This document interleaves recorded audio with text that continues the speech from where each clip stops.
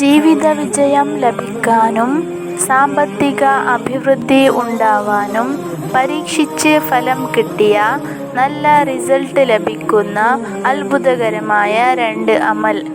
1. സൂറത്തുൽ ഫത്ഹ്. എല്ലാ ദിവസവും പാരായണം ചെയ്യുക. സൂറത്തുൽ ഫത്ഹ് ദിവസവും ഓതുന്നവർക്ക് സാമ്പത്തികമായ അഭിവൃദ്ധി ഉണ്ടാകും, ജീവിതത്തിൽ ഉയർച്ച ഉണ്ടാകും, വളർച്ച ഉണ്ടാകും. അവൻ ഒരു നിലക്കുമുള്ള തടസ്സം ഉണ്ടാവില്ല.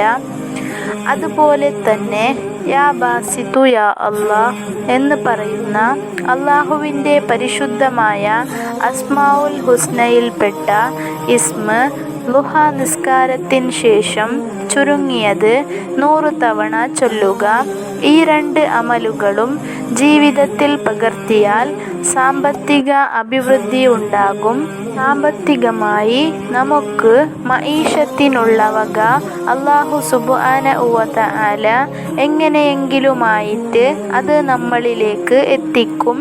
അത് മറ്റുള്ളവർ വഴിയോ ഏതെങ്കിലും രൂപത്തിൽ നല്ല ജോലി ലഭിച്ചോ മറ്റൊക്കെയായിട്ട് നമ്മളിലേക്ക് എത്തും.